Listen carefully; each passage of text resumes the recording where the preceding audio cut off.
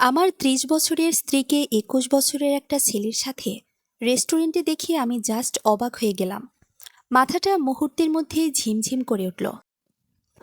চোখের সামনে চারপাশটা কেমন যেন অন্ধকার হয়ে আসছিল। ছেলেটি আমাদের পাশের ফ্ল্যাটের ১ বছর ধরে উঠেছে, ওর মামার ফ্ল্যাটে থেকে পড়াশোনা করার জন্য। নাম আকাশ। পাশের ফ্ল্যাটের সাধারণ একটা ভার্সিটি পড়ুয়া ছেলে, যার সাথে করিডোরে দেখা হলে বড়জোর একটা সৌজন্যমূলক হাসি দিতাম। তার সাথে আমার স্ত্রী মৃদুলা এক টেবিলে। আজ দুপুরে এমন কিছু ঘটবে আমি স্বপ্নেও ভাবিনি। অফিস থেকে আমাকে একটা জরুরি কাজে অন্য একটা জায়গায় পাঠানো হয়েছিল। রোদ আর জ্যাম ঠেলে সে কাজটা শেষ করে আসতে আসতে দুপুর হয়ে গেল। ঘড়িতে তখন প্রায় ২:৩০। ভাবলাম, এত রোদের মধ্যে আবার অফিসে ফিরে গিয়ে লাঞ্চ করার চেয়ে আশেপাশের একটা রেস্টুরেন্টে ঢুকে দুপুরের খাবারটা খেয়ে যায়। ক্ষুধাটাও বেশ চনচনে লেগেছিল, কিন্তু রেস্টুরেন্টে পা দিয়েই আমার বুকের ভেতরটা ছাই হয়ে গেল। ভেতরে ঢুকে খালি টেবিল খুঁজতে গিয়েই কর্নারের দিকের একটা টেবিলের ওপর আমার চোখ আটকে গেল। তাকিয়ে দেখি মৃদুলা আর আকাশ একসাথে বসে হাসি মুখে কথা বলছে। আমি ঠিক তখনই আমার স্ত্রী একটা টিস্যু পেপার নিয়ে অত্যন্ত স্বাভাবিক আর আপন ভঙ্গিতে ছেলেটির কপাল মুছিয়ে দিল, যেন এটা তাদের রোজকার অভ্যাস। যে মৃদুলা সকালে আমার কপালে হাত দিয়ে জ্বরের তাপমাত্রা মাপে, সেই হাত আজ অন্য একটা তরুণের কপাল ছুঁয়ে যাচ্ছে। দৃশ্যটা দেখে আমি স্তব্ধ হয়ে গেলাম। আমার নিজের চোখে বিশ্বাস করতে পারছিলাম না। বুকের ভেতরটা কেমন যেন করে উঠল। চরম এক ধাক্কা খেয়ে আমি রেস্টুরেন্টের দরজা থেকে পিছিয়ে আসলাম। বাইরে এসে দেয়াল ঘেঁষে দাঁড়িয়ে রইলাম। শুধু টের পাচ্ছিলাম বুকের মধ্যে হার্টবিট তীব্রভাবে ওঠানামা করতেছে। নিজেকে সামলানোর কোনো শক্তি পাচ্ছিলাম না। ঠিক ১০ মিনিট পর দেখলাম ওরা দুজন রেস্টুরেন্ট থেকে বের হলো, কিন্তু বাইরে এসে তাদের আচরণ বদলে গেল। তারা একসাথে কোনো রিকশায় উঠল না। আলাদা আলাদা দুটো রিকশা ডেকে যে যার মতো বাসার দিকে চলে গেল। এই চাতুরি, এই চোরের মতো আলাদা হওয়াটাই প্রমাণ করে দিল ওরা পুরো ব্যাপারটা সমাজ আর আমার চোখ থেকে লুকিয়ে করতে চাইছে। আমার শরীর এতটাই খারাপ লাগছিল যে আমি আর ওখানে দাঁড়িয়ে থাকতে পারলাম না। ঠিক তখনই অফিস থেকে বসের ফোন আসায় আবার তাড়াতাড়ি করে অফিসের দিকে রওনা দিলাম। পুরোটা বিকেল কিভাবে কেটেছে আমি জানি না। কম্পিউটারের স্ক্রিনে শুধু সেই টিস্যু দিয়ে কপাল মোছানোর দৃশ্যটা ভাসছিল। আমাদের ৭ বছরের সংসার, একটা ৪ বছরের ছেলে আছে। তবে কি মৃদুলা একটা ২১ বছরের ছেলের প্রেমে মজেছে? অফিস শেষ করে যখন সন্ধ্যায় বাসায় ফিরলাম, আমার ভেতরটা তখনও কাঁপছে। কিন্তু কলিং বেল বাজানোর আগে আমি বুক ভরে একটা লম্বা দম নিলাম। নিজেকে বোঝালাম, এখনই ভেঙে পড়লে চলবে না। ও যদি আমার পেছনে অভিনয় করতে পারে, তবে আমিও দেখাবো অভিনয় কাকে বলে। দরজা খুলে ভেতরে ঢুকতে দেখলাম এক অবিশ্বাস্য দৃশ্য। মৃদুলা সেজেগুজে পরম এক আদরে গিন্নি সেজে বসে আছে। আমার জন্য খাবার রেডি করে আমার স্ত্রী আমাদের ৪ বছরের ছেলেকে নিয়ে আমার জন্য অপেক্ষা করতেছে। মুখে সে চিরচেনা মায়াবী হাসি, যেন দুপুরে সে বাসা থেকে এক পাও নড়েনি। আজ এত দেরি হলো যে? তোমার প্রিয় সর্ষে ইলিশ রান্না করে বসে আছি, হাত মুখ ধুয়ে এসো জলদি। মৃদুলা এগিয়ে এসে পরম যত্নে আমার টাইটা খুলে দিল, যেন সে দুনিয়ার সবচেয়ে আদর্শ ও বিশ্বস্ত স্ত্রী। ওর হাতের ছোঁয়া লাগতে আমার গা রিরি করে উঠল। যে হাত দিয়ে দুপুরে অন্য একটা ছেলের কপাল মুছিয়ে দিতে এসেছে, সেই হাত এখন আমার শরীর স্পর্শ করছে। কিন্তু আমি আমার ভেতরের ঘৃণাটা মুখে প্রকাশ করতে দিলাম না। আমিও মুখে একটা চওড়া হাসির অভিনয় ফুটিয়ে তুললাম। আরে বলো না, আজ অফিসে কাজের এত চাপ ছিল, দুপুরে খাওয়ার পর্যন্ত সময় পাইনি। চলো আজ একসাথে বসে খাই। আমি এমন এক ভাব করলাম যেন আমি কিচ্ছু জানি না, যেন আমি পৃথিবীর সবচেয়ে সুখী স্বামী। ডাইনিং টেবিলে বসে ও যখন আমার পাতে মাছ তুলে দিচ্ছিল, আমি ওর চোখের দিকে তাকালাম। কোনো অপরাধ বোধ নেই, কোনো কাঁপুনি নেই, কি নিখুঁত অভিনয়। আমি মনে মনে হাসলাম। ও ভাবছে ও আমাকে বোকা বানাচ্ছে, কিন্তু ও জানে না যে খেলাটা এবার আমি নিজের হাতে তুলে নিয়েছি। ও যদি নিজেকে সেরা স্ত্রী প্রমাণ করার অভিনয় করে, তবে আমিও এমন স্বামী হওয়ার অভিনয় করব যে ওর প্রতিটা চাল আমি হাসি মুখে হজম করব, কিন্তু ভেতরে ভেতরে ওর পরকীয়ার জালটা ছিঁড়ে টুকরো টুকরো করে দেব। খাওয়ার মাঝখানে আমি খুব ক্যাজুয়ালি বললাম, আচ্ছা মৃদুলা, পাশের ফ্ল্যাটের ওই ছেলেটা না, আকাশ? ওর মামা বলছিল ছেলেটা নাকি পড়াশোনায় খুব ভালো, কিন্তু আজকাল নাকি কার সাথে যেন প্রেম টেম করছে, ঠিকঠাক বাসায় ফিরে না। আমার কথা শুনে মৃদুলা এক মুহূর্তের জন্য থমকে গেল। হাতের ভাতের লোকমাটা মুখের কাছে গিয়েও আটকে গেল। ওর চোখের মনিতে একটা চোর চোর ভাব আমি স্পষ্ট দেখতে পেলাম। কিন্তু পরক্ষণে নিজেকে সামলে নিয়ে ও স্বাভাবিক গলায় বলল, তাই নাকি? ও তো খুব শান্ত ছেলে।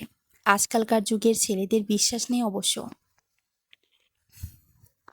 ওর মুখের এই মিথ্যা আর ভণ্ডামি দেখে আমার ভেতরের ক্ষোভ আরও তীব্র হলো। আমি মনে মনে প্রতিজ্ঞা করলাম, হুট করে কোনো চিৎকার চেঁচামেচি বা ঝগড়া নয়, শান্ত থেকে ভালোবাসার অভিনয় করে করেই এই পরকীয়ার রহস্যের শেষ পাতা পর্যন্ত আমাকে যেতে হবে। ওদের এই লুকোচুরি আমি এমনভাবে ধরব যেন মৃদুলা পালানোর কোনো পথ না পায়। খেলা মাত্র শুরু হলো। মৃদুলার সেই স্বাভাবিক গলার উত্তর, আজকালকার যুগের ছেলেদের বিশ্বাস নেই অবশ্য, শুনে আমার ভেতরে একটা পৈশাচিক হাসির জন্ম হলো। যে মেয়েটি মাত্র কয়েক ঘন্টা আগে সে অবিশ্বাসের সাগরে নিজে ডুব দিয়ে এসেছে, সে কত সহজে অন্যকে নিয়ে নীতিবাক্য শোনাচ্ছে। আমি ডাইনিং টেবিলের আলো আধারিতে ওর মুখের প্রতিটি পেশির নড়াচড়া দেখছিলাম।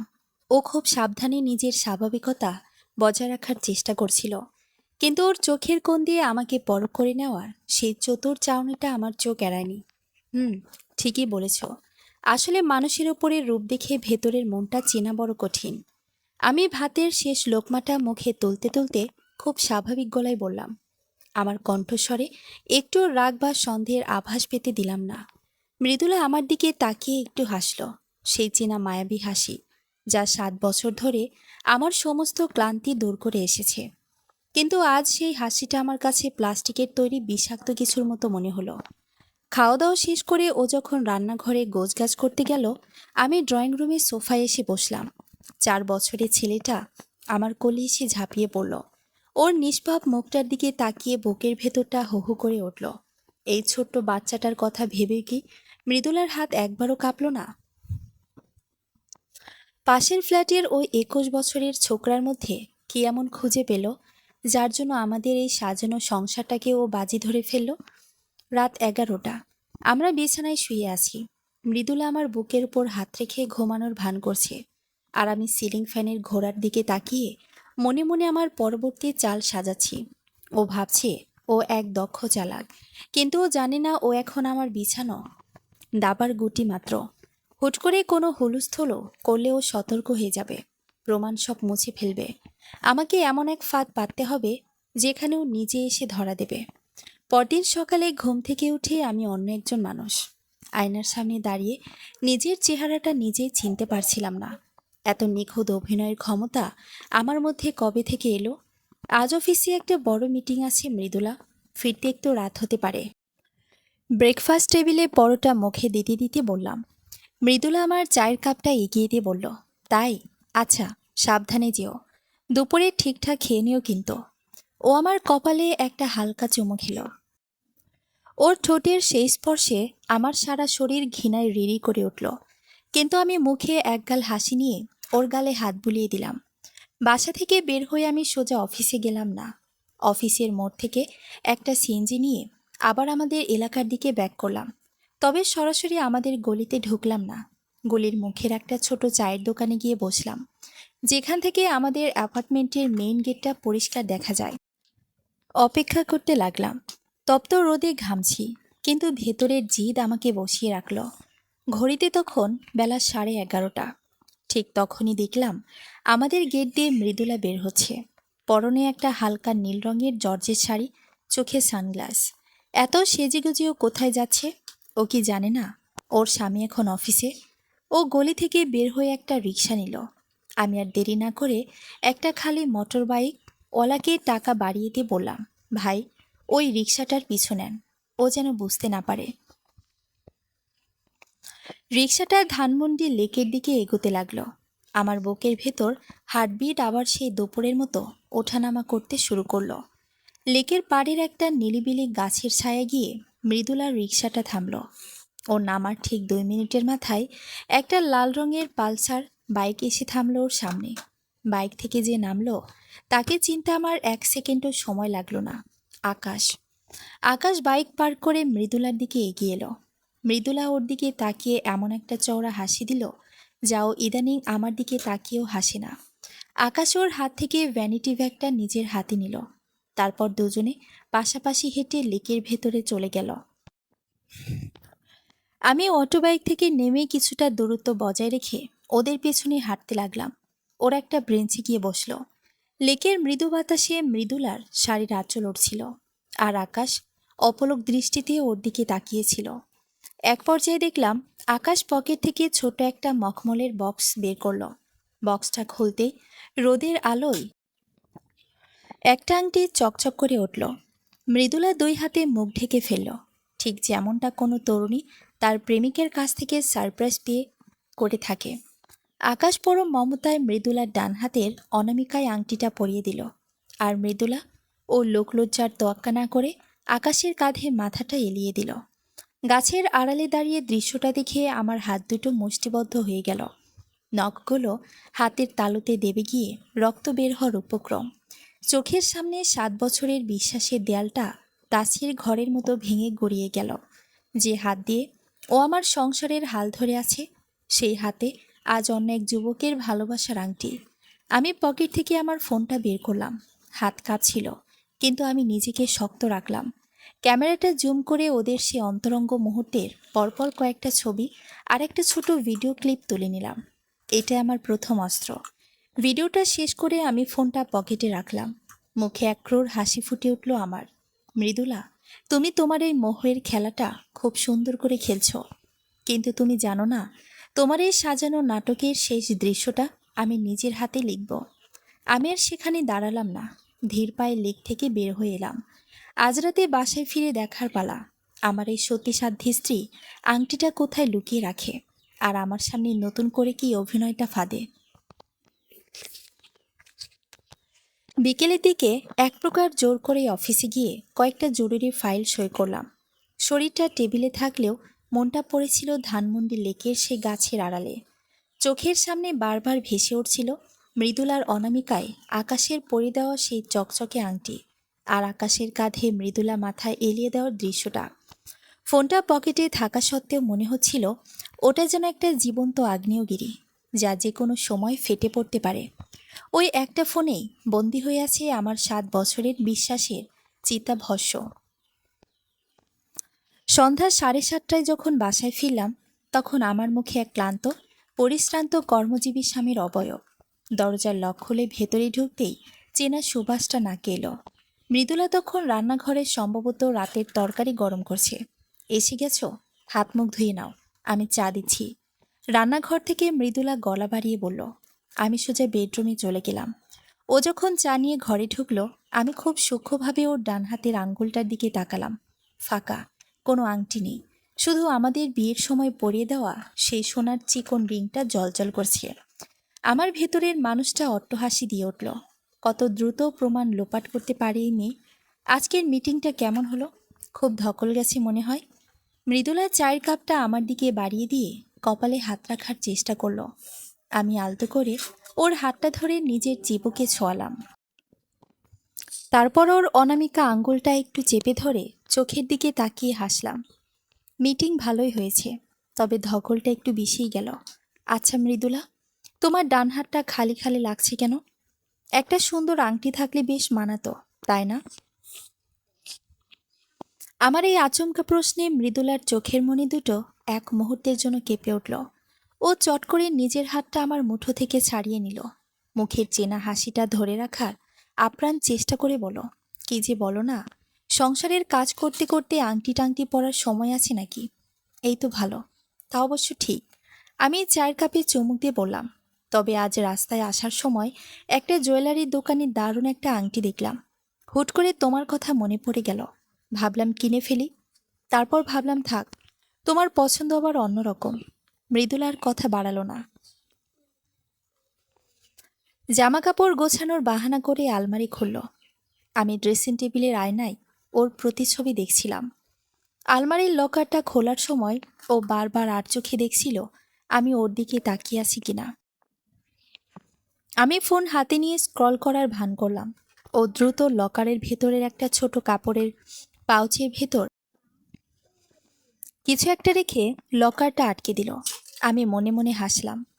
চোরের আস্তানা তাহলে চেনা হয়ে গেছে। রাত তখন আনুমানিক একটা, চারপাশ নিঝুম। মৃদুলার আমাদের ছেলেটা গভীর ঘুমে আচ্ছন্ন। আমি খুব সাবধানে বিছানা থেকে নামলাম। মৃদুলার নিয়মিত শ্বাস প্রশ্বাসের শব্দ বুঝিয়ে দিচ্ছিল ও এখন গভীর ঘুমে। আমি পা টিপে টিপে আলমারির দিকে এগোলাম। চাবির গোছাটা মৃদুলা সবসময় ওর বালিশের নিচে রাখে। সেখান থেকে চাবিটা সরাতে গিয়ে আমার বুকটা ঢিপ ঢিপ করছিল। যদিও জেগে যায়, না, ও জাগেনি। লকারটা খুলতে এসে লাল কাপড়ের ছোট পাউচটা পেয়ে গেলাম। ওটা খুলে ভেতরে হাত দিতেই আঙ্গুলের ঠান্ডা ধাতব কিছু একটা স্পর্শ করলো। বের করে আনতে 0 ওয়াটের নীলালয় আংটিটা চকমক করে উঠল। ঠিক সেটাই যা দুপুরে আকাশ ওকে পরিয়ে দিয়েছিল। আংটির ভেতরের দিকে ছোট করে খোদাই করা দুটো ইংরেজি অক্ষর, M&A, মৃদুলা এবং আকাশ। আমার চোখ দুটো জ্বলে উঠল। ইচ্ছা করছিল এখনই ওকে ঘুম থেকে তুলে আংটিটা ওর মুখে ছুঁড়ে মারি, কিন্তু না, এত সহজে আমি খেলা শেষ করতে চাই না। আমি পকেট থেকে আমার ফোনটা বের করলাম। আংটিটা আমার হাতের তালুতে রেখে খুব স্পষ্ট একটা ছবি তুললাম, যেন ভেতরের এই নাম দুটো পরিষ্কার বোঝা যায়। তারপর আংটিটা আবার ঠিক আগের জায়গায় রেখে লকারটা আটকে দিলাম। চাবিটা সাবধানে ওর বালিশের নিচে গুজে দিয়ে এসে শুয়ে পড়লাম। পরদিন শুক্রবার। আজ অফিসিয়াল ছুটি। সকাল 9টায় ডাইনিং টেবিলে বসে পেপার পড়ছি। এমন সময় কলিং বেল বেজে উঠল। মৃদুলার দরজা খুলতে দেখি করিডোরে দাঁড়িয়ে আছে আকাশ, হাতে একটা মোটা বই। ভাবি, মামা একটু বাজারে গেছেন। আমার এই অ্যাসাইনমেন্টের একটা রেফারেন্স বই দরকার ছিল। ওনাদের ফ্ল্যাটে নেই। ভাইয়ার কাছে কি? আকাশ আমতা আমতা করে বলল। মৃদুলা কিছু বলার আগে আমি বসার ঘর থেকে চড়া গলায় হেসে উঠলাম। আরে আকাশ, ভেতরে এসো, ভেতরে এসো। দরজায় দাঁড়িয়ে কেন? মৃদুলা, আকাশকে চা দাও। আকাশ কিছুটা ইতস্ত করে ভেতরে এসে বসল। ওর চোখে এক ধরনের অস্বস্তি। ও হয়তো ভাবেনি আজ আমি বাসায় থাকব। মৃদুলা রান্নাঘরে চলে গেল চা করতে। আমি আকাশের পাশে গিয়ে বসলাম। ওর কাঁধে হাত রেখে খুব চেনা অভিভাবকের মতো বললাম, পড়াশোনা কেমন চলছে আকাশ? ইদানিং তো তোমাকে খুব একটা এদিক ওদিক দেখা যায় না। তা ধানমন্ডির লেকের দিকে কি মাঝে মাঝে যাওয়া হয়? জায়গাটা কিন্তু বেশ নিরিবিলি, গল্প টল্প করার জন্য দারুণ। আমার মুখে ধানমন্ডি লেক শব্দটা শুনতেই আকাশের মুখের সমস্ত রক্ত যেন 1 সেকেন্ডে শুষে নিল কেউ। ও হাঁ করে আমার দিকে তাকিয়ে রইল। কপালে বিন্দু বিন্দু ঘাম জমতে শুরু করলো। ঠিক তখনই রান্নাঘর থেকে চায়ের ট্রে হাতে মৃদুলা ড্রয়িং রুমে ঢুকলো। ও আকাশের এই ফ্যাকাশে মুখ আর আমার ক্রূর হাসির দিকে তাকিয়ে মাঝপথে থমকে দাঁড়িয়ে গেল। খেলাটা এবার বেশ জমে উঠেছে। ওদের দুজনের মুখের মুখোশটা টেনে খোলার সময় প্রায় হয়ে এসেছে। ড্রয়িং রুমের বাতাসটা যেন 1 সেকেন্ডে জমাট বেঁধে গেল। ট্রের ওপর রাখা চায়ের কাপ দুটো চামচের মৃদু টুংটাং শব্দে কাঁপছে। মৃদুলা রান্নাঘরের দরজার চৌকাঠে পাথরের মূর্তির মতো দাঁড়িয়ে রইল। ওর হাতের আঙ্গুলগুলো ট্রের কোণটা এত শক্ত করে চেপে ধরেছিল যে নখগুলো সাদা হয়ে গেছে। আর আমার পাশে বসা 21 বছরের জাদ্রেল প্রেমিক আকাশের অবস্থা এখন খাঁচায় বন্দি ইঁদুরের মতো। কপাল বেয়ে 1 ফোঁটা ঘাম ওর চিবুক ছুঁয়ে নিচে পড়ল। আমি সোফায় আরও একটু আরাম করে হেলান দিয়ে বসলাম। মুখে সেই চেনা অমায়িক বড় ভাইয়ের মতো হাসিটা ধরে রাখলাম। কি হলো মৃদুলা, দাঁড়িয়ে রইলে কেন? চাটা দাও। আমি খুব স্বাভাবিক গলায় ডাকলাম। আমার ডাকে মৃদুলার সম্বিত ফিরল। ও একটা শুকনো ঢোক গিলে ধীর পায়ে এগিয়ে এলো। আকাশের দিকে চায়ের কাপটা বাড়িয়ে দেওয়ার সময় ওর হাতটা সামান্য কাঁপছিল, কিন্তু ও সেটা আড়াল করার জন্য চট করে চুলে হাত দেওয়ার অভিনয় করলো। না মানে, তুমি হঠাৎ ধানমন্ডি লেকের কথা বললে তো, তাই ভাবছিলাম। আকাশ তো ওদিকেরই একটা ইউনিভার্সিটিতে পড়ে, ও তো যাবেই। মৃদুলা নিজের গলাটাকে যতটা সম্ভব স্বাভাবিক রাখার চেষ্টা করে বলল, কি নিখুঁত ডিফেন্স। আকাশও যেন এতক্ষণে একটু অক্সিজেন খুঁজে পেল। ও চায়ের কাপে একটা চমক দিয়ে আমতা আমতা করে বলল, হ্যাঁ ভাইয়া, আসলে আমাদের ক্যাম্পাসের ওদিকেই তো লেকটা। মাঝে মাঝে ক্লাসের ফাঁকে বন্ধুরা মিলে বসি আর কি। বন্ধুরা মিলে নাকি বিশেষ কোনো বান্ধবীর সাথে আকাশ? আমি চোখের কোণ দিয়ে আকাশকে মেপে নিয়ে একগাল হাসলাম। আমার এই দর্থবোধক কথার মারপ্যাচে আকাশ চায়ের কাপে প্রায় চমক দিয়ে কেশে ফেলেছিল আর কি। ও কোনো মতে নিজেকে সামলে মাথা নিচু করে রইল। মৃদুলা সোফার এক কোণে বসল। ও বুঝতে পারছিল না আমি ঠিক কতটা জানি, নাকি শুধুই আন্দাজে ঢিল মারছি। ও আমার সন্দেহ দূর করার জন্য এবার চরম পতিব্রতা স্ত্রীর তাসটা খেলল। আমার খুব কাছে ঘেঁষে বসে আমার কাঁধে একটা হাত রাখল। তুমি না বড্ড বেশি কথা বলো। ছেলেটা এসেছে একটা বই নিতে, আর তুমি ওকে নিয়ে মজা করছো। আকাশ, তুমি ওর কথায় কান দিও না। তোমার ভাইয়া মাঝে মধ্যে এমন রসিকতা করে। মৃদুলা মায়াবী চোখে আমার দিকে তাকিয়ে বলল। ওর শরীরের চেনা সুবাসটা আমার নাকে লাগছিল, কিন্তু মনের ভেতর তখন তীব্র ঘৃণার ডিনামাইট চলছে। যে হাত গতকাল লেকের পারে আকাশের কাঁধে ভালোবাসার আশ্রয় খুঁজেছিল, সেই হাত আজ আমার কাঁধে এসে সান্ত্বনা দিচ্ছে।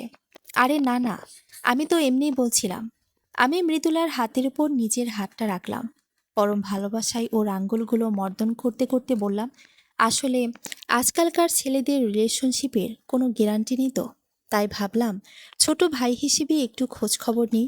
বাই দ্য ওয়ে আকাশ, তোমার হাতের অনামিকায় ওটা কি? কোনো আংটি নাকি? আমার এই একটা প্রশ্নে ড্রয়িং রুমে যেন পারমাণবিক বোমা ফাটল। আকাশ চমকে উঠে নিজের ডান হাতটা চট করে পকেটে ঢুকিয়ে ফেলার চেষ্টা করল, কিন্তু ভুলে গেছে ও তাড়াহুড়ো করে আজ আংটিটা নিজের আঙ্গুলে পড়ে এসেছে, যাও সাধারণত আমাদের সামনে পড়ে না। মৃদুলার মুখটা মুহূর্তেই ফ্যাকাশে হয়ে গেল। ও আর চোখে আকাশের পকেটের দিকে তাকালো। ওর বুকের ধরফরানি আমি স্পষ্ট টের পাচ্ছিলাম। কই, না তো ভাইয়া, ওটা একটা মামুলি রূপোর রিং, ফ্রেন্ডরা গিফট করেছিল। আকাশ আমতা আমতা করে উঠে দাঁড়ালো। ওর কপালে এবার সত্যি সত্যি টিস্যু পেপার দিয়ে ঘাম মোছার সময় হয়ে গেছে, কিন্তু দুর্ভাগ্যের বিষয় আজ এখানে ওর কপাল মুছিয়ে দেওয়ার মতো কেউ নেই। ভাইয়া, আজ আসি, অ্যাসাইনমেন্টের দেরি হয়ে যাচ্ছে। বইটা পরে এসে নিয়ে যাব। আকাশ আর এক সেকেন্ডও বসার সাহস পেল না। প্রায় এক প্রকার দৌড়ে ও আমাদের ফ্ল্যাট থেকে বের হয়ে গেল। আকাশ চলে যেতে লিভিং রুমে এক অদ্ভুত নীরবতা নেমে এলো। মৃদুলা সোফা থেকে উঠে ডাইনিং টেবিল গোছানোর নাম করে চলে যাচ্ছিল। আমি পেছন থেকে ডাকলাম, মৃদুলা। ও থমকে দাঁড়ালো, পেছনে না তাকিয়ে বলল, কিছু বলবে? আজ বিকেলে চলো, একটু নিউ মার্কেটের দিকে যাই। তোমার জন্য অনেক দিন হলো শাড়ি কেনা হয় না। নীল রঙের একটা জর্জের শাড়ি কিনবো ভাবছি, তোমাকে খুব মানাবে। আমি পেপারটা ভাঁজ করতে করতে বললাম। মৃদুলা ঝট করে আমার দিকে ফিরল। ওর চোখের কোণায় একটা চোর চোর আতঙ্ক, কারণ গতকাল লেকের পাড়ে ও ঠিক একটা নীল রঙের জর্জের শাড়ি পরে গিয়েছিল। ও কি বুঝতে পারছে আমি ওর পায়ের নিচের মাটিটা আস্তে আস্তে সরিয়ে নিচ্ছি? ও মুখে একটা কৃত্রিম হাসি টেনে বলল, আজ না, আজ শরীরটা কেমন যেন ম্যাজম্যাজ করছে। অন্য কোনো দিন যাব। আচ্ছা ঠিক আছে, তোমার যখন ইচ্ছে। আমি মুচকি হাসলাম। ও ভাবছে ও বেঁচে গেল, কিন্তু ও জানে না আমি এই সপ্তাহের মধ্যে এমন এক ফাঁদ পাততে যাচ্ছি যেখানে ও আর আকাশ একসাথে নিজেদের পাতা জালে নিজেরা শেষ হবে। অভিনয় তো ওরাও করছে, আমিও করছি, তবে আমার নাটকের ক্লাইম্যাক্সটা হবে ওদের কল্পনারও বাইরে। মৃদুলা যখন নীল শাড়ির প্রস্তাবটা এড়িয়ে গিয়ে ড্রয়িং রুম থেকে প্রায় পালিয়ে বাঁচল, আমি তখন সোফায় বসে নিজের ভেতরের একটা ক্রূর আনন্দ উপভোগ করছিলাম। ও ভাবছে ও বেঁচে গেল, কিন্তু ও জানে না ও এখন আমার বোনা মাকড়সার জালে ঠিক মাঝখানে আটকে আছে। যত ছটফট করবে জাল তত বেশি পেঁচিয়ে ধরবে। পরের 3টি দিন আমি অদ্ভুত এক শান্ত স্বভাব বজায় রাখলাম, যেন শুক্রবারে আকাশের সাথে ঘটে যাওয়া ঘটনাটা আমার কাছে খুব সাধারণ একটা ঠাট্টা ছিল।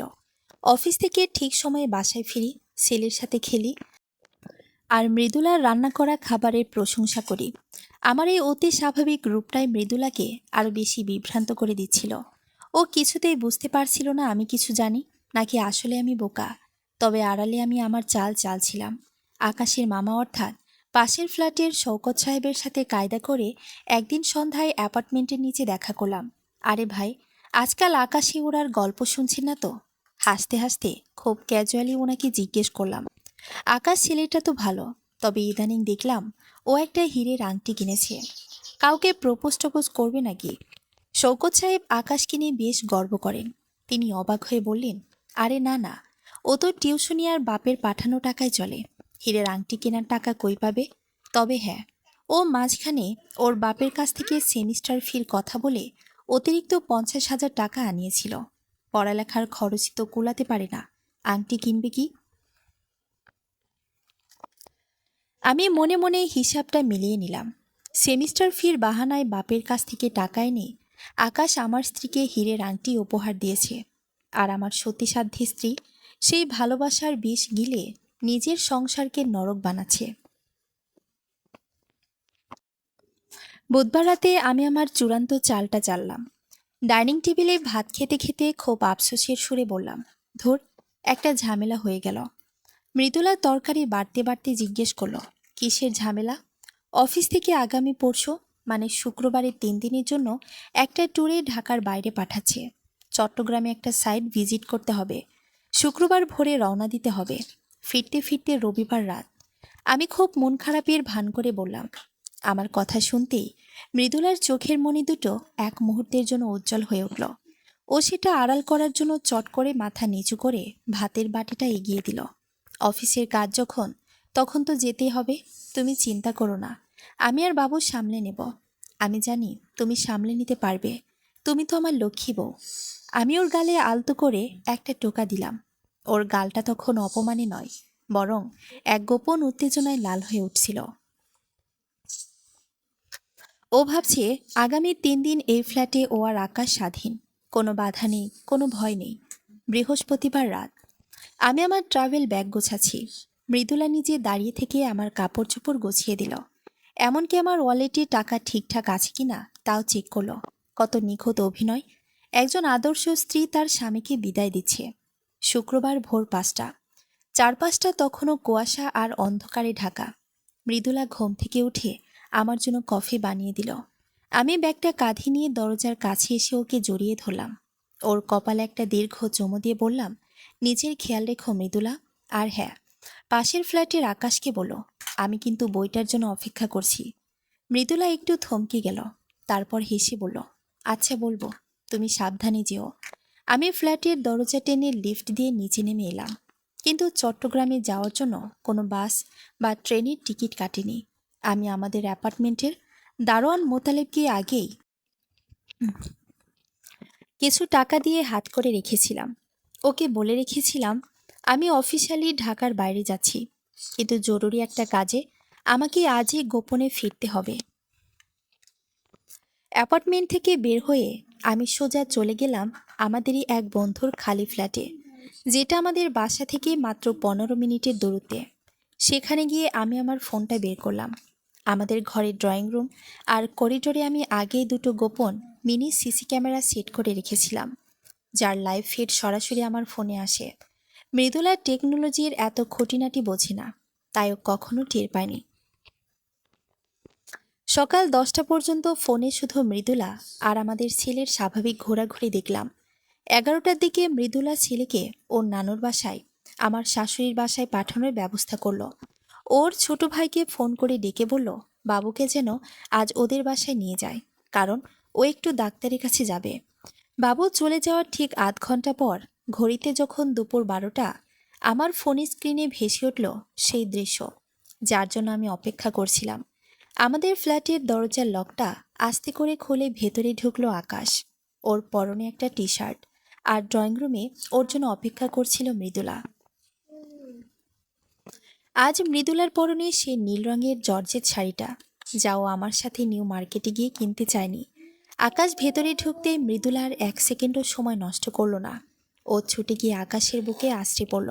আকাশ ওকে 2 হাতে জড়িয়ে ধরে ঘরের দরজাটা ভেতর থেকে লক করে দিল। ক্যামেরার স্ক্রিনে ওদের এই ঘনিষ্ঠতা দেখে আমার হাতের মুঠোয় থাকা ফোনটা ভেঙে ফেলার মতো রাগ হচ্ছিল। চোখের কোণ দিয়ে এক ফোঁটা তপ্ত অশ্রু গড়িয়ে পড়ল, কিন্তু পরক্ষণেই আমি চোখের জল মুছে এক ক্রূর অট্টহাসি দিয়ে উঠলাম। আমি সোফা থেকে উঠে দাঁড়ালাম, পকেট থেকে গাড়ির চাবিটা নিলাম। আমার নাটকের শেষ অঙ্কটা এবার মনস্থ করার সময় এসে গেছে। মৃদুলা আর আকাশ ভাবছে তারা তাদের ভালোবাসার স্বর্গে আছে, কিন্তু তারা জানে না আমি এখন সেই স্বর্গের দরজায় কড়া নাড়তে আসি। সমস্ত প্রমাণ আমার হাতে, এবার ওদের মুখোশটা টেনে ছিঁড়ে ফেলার পালা। বন্ধু আবিরের খালি ফ্ল্যাট থেকে যখন নিচে নামলাম, তখন দুপুরের কড়া রোদ আমার মাথার উপর জ্বলছে, কিন্তু আমার শরীরের ভেতরটা তখন বরফের মতো ঠান্ডা। রাগ আর কান্নার পর্যায়টা আমি পার করে এসেছি। এখন আমার মাথায় শুধু একটা জিনিসই ঘুরছে, একদম হাতে নাতে, কোনো প্রকার আত্মপক্ষ সমর্থনের সুযোগ না দিয়ে ওদের দুজনকে খাঁচায় বন্দি করা।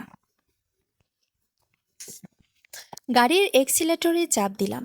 15 মিনিটের রাস্তা পার হতে আজ আমার মাত্র 7 মিনিট লাগলো। অ্যাপার্টমেন্টের ঠিক উল্টো পাশের গলিতে গাড়িটা পার্ক করলাম। গেটের কাছে আসতেই দারোয়ান মোতালেব ইশারায় আমাকে থামালো। ও ফিসফিস করে বলল, খালুজান, পাশের ফ্ল্যাটের আকাশ ভাইজান আপনাদের ঘরে ঢুকছে। ওরা এখনো বাইর হয় নাই। ফ্ল্যাটের মেন দরজার লকটা কিন্তু ভেতর থেকে আটকানো। আমি মোতালেবের কাঁধে হাত রেখে পকেট থেকে কয়েকটা করকরে নোট ওর পকেটে গুজে দিলাম। ঠিক আছে মোতালেব, তুমি জাস্ট নিচে পাহারা দাও। আর শোনো, পাশের ফ্ল্যাটের শৌকত সাহেব কি বাসায় আছেন? জি খালুজান, উনি তো আজ শুক্রবার, দেখে বাসাতেই আছেন। চমৎকার, মনে মনে হাসলাম। দাবার শেষ চালের জন্য এর চেয়ে ভালো পরিস্থিতি আর হয় না। আমি সিঁড়ি দিয়ে উপরে উঠিয়ে 4 ফ্ল্যাটের দরজার সামনে গিয়ে দাঁড়ালাম। পকেট থেকে আমার ফ্ল্যাটের ডুপ্লিকেট চাবির গোছাটা বের করলাম। ভেতর থেকে লক করা থাকলেও মাস্টার চাবি দিয়ে খুব সাবধানে একটু শব্দ না করে লকটা ঘোরালাম। দরজাটা সামান্য একটু ফাঁকা করে রেখে আমি ঠিক পাশের ফ্ল্যাটের অর্থাৎ 4B-এর কলিং বেলটা টিপলাম। দরজা খুললেন শওকত সাহেব, পরনে লুঙ্গি আর ফতুয়া। আমাকে দেখে উনি আকাশ থেকে পড়লেন। আরে ভাই, আপনি আপনি না চট্টগ্রামে গেলেন? হ্যাঁ শওকত ভাই, যাওয়ারই কথা ছিল, কিন্তু পথে একটা বিশেষ জরুরি কাজ পড়ে গেল। আসলে শওকত ভাই, আমার ফ্ল্যাটের ভেতরে কিছু একটা চুরির মতো গন্ডগোল মনে হচ্ছে। ঘরের লকটা আলগা, একা ঢুকতে সাহস পাচ্ছিলাম না। ভাবলাম আকাশকে একটু সাথে নিয়ে যায়। আকাশ কি আপনার ফ্ল্যাটে আছে? শওকত সাহেব ভ্রুকুচকে বললেন, আকাশ? ও তো সকাল 10টায় বলল ভার্সিটির ফ্রেন্ডের বাসায় গ্রুপ স্টাডি করতে যাচ্ছে। ও তো বাসায় নাই। ও আচ্ছা, নেই বুঝি? তাহলে শওকত ভাই, আপনি একটু আমার সাথে আসুন প্লিজ। জিনিসপত্র খোয়া গেলে আপনি তো সাক্ষী থাকবেন। শওকত সাহেব আমার পেছনে পেছনে আমার ফ্ল্যাটে পা রাখলেন। ভেতরে ঢুকতেই ড্রয়িং রুমটা ফাঁকা, কিন্তু সোফায় পড়ে থাকা আকাশের সেই পরিচিত কালো ব্যাগটা শওকত সাহেবের চোখ এড়াল না। আমি কোনো কথা না বলে সোজা বেডরুমে গিয়ে এক তীব্র ধাক্কায় দরজাটা আছাড় দিয়ে খুলে ফেললাম। ভেতরের দৃশ্যটা দেখে শওকত সাহেব 2 হাতে নিজের মুখ চেপে ধরলেন। বিছানায় পাশাপাশি অন্তরগ্ন হয়ে বসেছিল মৃদুলা আর আকাশ। দরজা খোলার প্রচণ্ড শব্দে দুজনেই যেন কারেন্টের শক খেল। এক ঝটকায় দুজন দুদিকে ছিটকে সরে দাঁড়ালো। মৃদুলার চোখের মণি দুটো তখন ভয়ে আর আতঙ্কে প্রায় কোটর থেকে বের হয়ে আসার উপক্রম। আকাশ কাঁপতে কাঁপতে বিছানার চাদরটা খামচে ধরল। তো তুমি তুমি তো চট্টগ্রামে। মৃদুলার গলা দিয়ে ঠিকমতো আওয়াজ বের হচ্ছিল না। আমি ঘরে ঢুকে খাটের পাশের সিঙ্গেল সোফাটায় খুব আরাম করে বসলাম। শওকত সাহেব আর নিজেকে ধরে রাখতে পারলেন না। উনি এক লাফে এগিয়ে গিয়ে আকাশের গালে ঠাস করে কয়েকটা চর ঘষি বসিয়ে দিলেন। এই তোর পড়াশোনা? এই জন্য তোর বাপ টাকা পাঠায় কৃষিকাজ করে? ছি! আকাশের এই চর খাওয়া দেখেই মৃদুলার ভেতরের সব অভিনয়ের দেয়াল ভেঙে চুরমার হয়ে গেল। ও বুঝতে পারল ও এক নিমিষে ওর সাজানো স্বর্গ আর সামাজিক মর্যাদা হারিয়ে ফেলেছে। ওর 1 সেকেন্ডও দাঁড়িয়ে থাকতে পারল না। ধপ করে আমার পায়ের কাছে হাঁটু গেড়ে বসে পড়ল। আমার পা দুটো জড়িয়ে ধরে ও ফুপিয়ে কেঁদে উঠল। আমাকে মাফ করে দাও, দোহাই তোমার, আমাকে মাফ করো।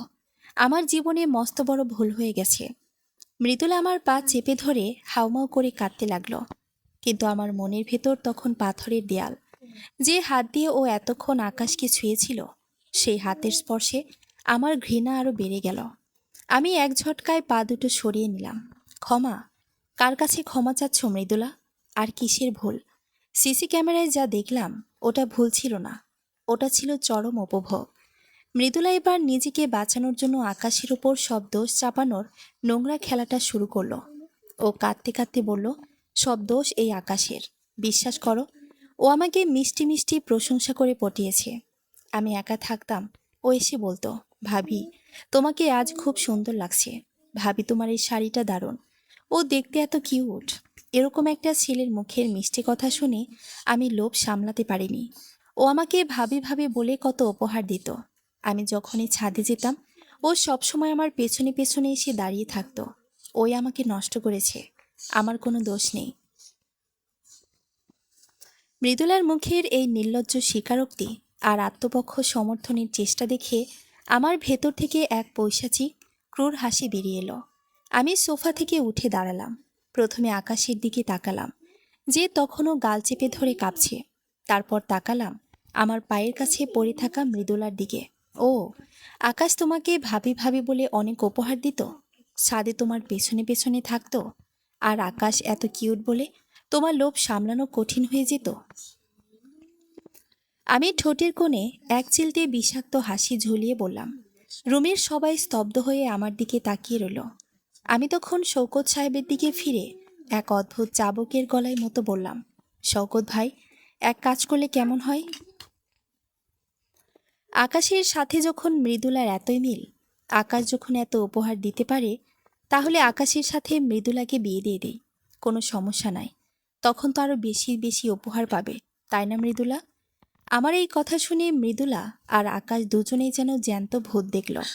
মৃদুলার কান্নার আওয়াজ গলার ভেতরে আটকে গেল। আমি শওকত ভাইয়ের কাঁধে হাত রেখে বললাম, শওকত ভাই, আপনি এখনই ওনার বাপের বাড়িতে খবর দেন আর কাজী রাখেন। বিয়ের ব্যবস্থা এই মুহূর্তেই করেন। কাবিন হবে এই ফ্ল্যাটেই, আর যেমন তেমন কাবিন না, পুরো 50 লক্ষ টাকা কাবিন হবে। আকাশ তার গ্রামের কৃষক বাপের কাছ থেকে 50 লক্ষ টাকা জীবনেও আনতে পারবে না, আর তখন তোমাকেও ছাড়তে পারবে না। কি মৃদুলা, প্রস্তাবটা কেমন দিলাম? মৃদুলা হাঁ করে আমার দিকে তাকিয়ে রইল। ওর চোখ দিয়ে তখন ভয়ের চঞ্চনে স্রোত বয়ে যাচ্ছে।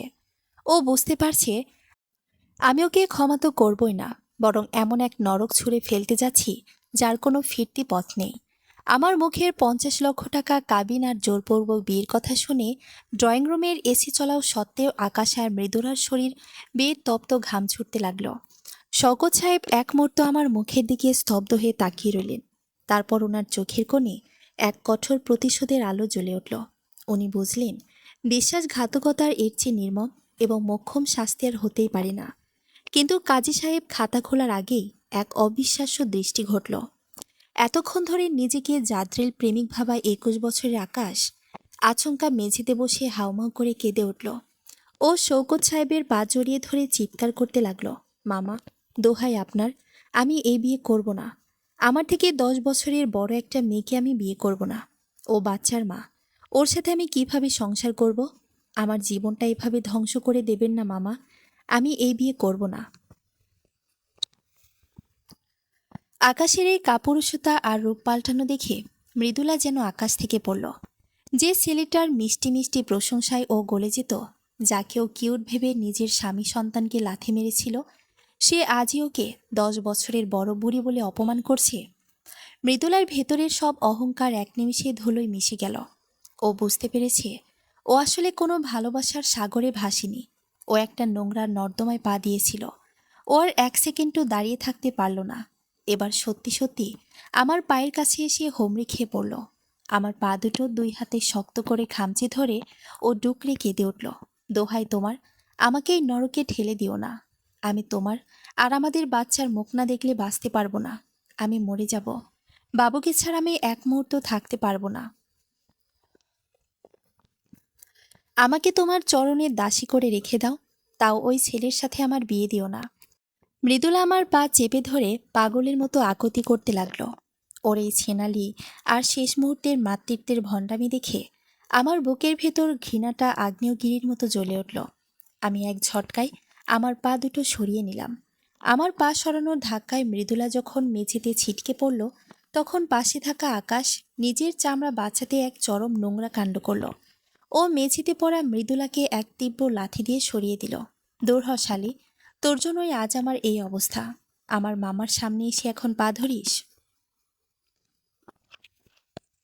আকাশ চিৎকার করে উঠল। মেঝেতে পড়ে থাকা মৃদুলা আকাশের লাথিকে স্তব্ধ হয়ে গেল। যে হাত দিয়ে ও আকাশের কপাল মুছেছিল, আজ সে আকাশের পায়ে লাথি ওকে হজম করতে হলো। পরকীয়ার এর চেয়ে বড় পাওনা আর কি হতে পারে? আমি সোফা থেকে উঠে দাঁড়িয়ে মৃদুলার সামনে গিয়ে দাঁড়ালাম। চোখের জল মুছেও তখন আমার দিকে করুণ দৃষ্টিতে তাকিয়ে আছে। আমি একটা দীর্ঘশ্বাস ফেলে পিটকুটে গলায় বললাম, আজ বাচ্চার মুখ না দেখলে বাঁচবে না বলছো মৃদুলা? যখন দুপুরে ওই ছোকরার কপাল মুছিয়ে দিচ্ছিলে, তখন 4 বছরের নিষ্পাপ ছেলেটার মুখ মনে পড়েনি? আমি সময় দেনি বলে অজুহাত দিচ্ছিলে। তুমি কি জানো, তোমাকে রানীর মতো রাখার জন্য, আমাদের এই ফ্ল্যাটের খরচ চালানোর জন্য আমি দিনরাত কতটা খাটতাম? এই যে তুমি এত শাড়ি পরো, এত আরামে থাকো, তার জন্য অনেকদিন দুপুরে আমি নিজে শুধু একটা বিস্কুট খেয়ে থেকেছি। একটা বিস্কুট খেয়ে পুরোটা দিন পার করে দিয়েছি, যাতে তোমার আর আমার বাচ্চার কোনো কষ্ট না হয়। আর তুমি তুমি আমার সেই ত্যাগের প্রতিদানে আমার বিছানায় অন্য একটা ছেলেকে এনে তুললে। আমার কথাগুলো শুনে রুমে থাকা শওকত সাহেব আর কাজী সাহেবও স্তব্ধ হয়ে গেলেন। মৃদুলার চোখ দিয়ে তখন অনুশোচনার অশ্রু বন্যা হয়ে নামছে, কিন্তু আমার মনে তখন এক ফোঁটা দয়াও অবশিষ্ট নেই। আমি কাজী সাহেবের দিকে তাকালাম। কাজী সাহেব, খাতা খোলেন। আগে ডিভোর্স পেপারে সই হবে, তারপর এদের বিয়ের কাবিননামা রেডি করেন। মৃদুলার বাবা আর ভাই ততক্ষণে ফ্ল্যাটে এসে পৌঁছেছেন। সিসি ক্যামেরার ফুটেজ দেখে ওনাদের মাথা নিচু হয়ে গিয়েছিল। আমার শ্যালক জোর করে মৃদুলার হাত ধরে ডিভোর্স পেপারে সই করিয়ে নিল। 7 বছরের একটা সাজানো সম্পর্ক মাত্র কয়েক মিনিটে আইনি কাগজে টুকরো টুকরো হয়ে গেল। এরপর শুরু হলো আসল খেলা। কাজী সাহেব যখন কাবিননামার ঘরে 50 লক্ষ টাকা লিখলেন, তখন আকাশের বাপের নাম করে শওকত সাহেব ধমকে উঠলেন, সই কর হারামজাদা। এই 50 লক্ষ টাকা তোর বাপের জমি বেচিয়ে আমি আদায় করব। কাঁপতে কাঁপতে আকাশ আর মৃদুলা দুজনেই নিজেদের ধ্বংসের খাতায় সই করে দিল। আনুষ্ঠানিকতা শেষ হতেই শওকত সাহেব আকাশের শার্টের কলার ধরে টানতে টানতে দরজার দিকে নিয়ে গেলেন। মৃদুলা তখনও মেঝেতে বসে কাঁদছিল। আমি ওর ট্রাভেল ব্যাগ দুটো ওর সামনে ছড়ে দিয়ে এক বিষাক্ত হাসি হাসলাম। যাই হোক মৃদুলা, এখন থেকে আশা করি তোমার এই কিউট হাজবেন্ডের সাথে খুব ভালো থাকবে। ঢাকা শহরের এই এসি ফ্ল্যাটের মায়া এবার ছাড়ো। আকাশের সাথে যে গ্রামে ধানের কাজ করো, রোদের মধ্যে ধান শুকো, তখন আর আমার এই এসি ফ্ল্যাটের কথা আর আমার কথা মনে পড়বে না আশা করি। যাও, নিজের কিউট বরের হাত ধরে বিদায় হও। মৃদুলা আর কোনো কথা বলার শক্তি পেল না। ও ব্যাগ দুটো হাতে নিয়ে এক জীবন্ত লাশের মতো ধীর পায়ে আকাশের পেছনে পেছনে আমাদের ফ্ল্যাটের দরজা পার হয়ে গেল। ও বুঝতে পেরেছে ও নিজের লোভে এমন এক নরক বেছে নিয়েছে যেখানে প্রতিটা সেকেন্ড ওকে পৌঁছতে হবে। ওরা চলে যাওয়ার পর আমি ঘরের দরজাটা শক্ত করে লক করে দিলাম। ড্রয়িং রুমের সিসি ক্যামেরাগুলো একে একে খুলে ডাস্টবিনে ফেলে দিলাম। এই ঘরে আর কোনো আড়াল বা অভিনয়ের প্রয়োজন নেই। ঠিক 5:30টায় আমার 4 বছরের ছেলেটা ড্রয়িং রুমে ঢুকে বাবা বাবা বলে আমার কোলে এসে ঝাঁপিয়ে পড়ল। আমি ওকে শক্ত করে বুকে জড়িয়ে ধরলাম। আমার চোখ দিয়ে পানি পড়তেছে। ওর নিষ্পাপ মুখটার দিকে তাকিয়ে মনে মনে বললাম, তোর বাবা বেঁচে থাকতে তোর জীবনে কোনো মিথ্যার ছায়া পড়তে দেব না রে বাবা। তোর মা নিজের মোহের টানে যে নরক বেছে নিয়েছে সে সেখানেই পুরো। আমরা আমাদের নতুন পৃথিবী গড়ে নেব। বারান্দায় এসে দাঁড়ালাম। বিকেলের সূর্যটা তখন ডুবে যাচ্ছে, কিন্তু আমার মনের ভেতরের অন্ধকারটা কেটে গিয়ে এক নতুন স্বচ্ছ ভোরের আলো উকি দিচ্ছে। মোহের পর্দাটা ছিঁড়ে গেছে। সত্যের জয় সবসময় এমনই নির্মম হয়। সমাপ্ত। কেমন লাগলো আশা করি কমেন্ট করে জানিয়ে যাবেন। ধন্যবাদ।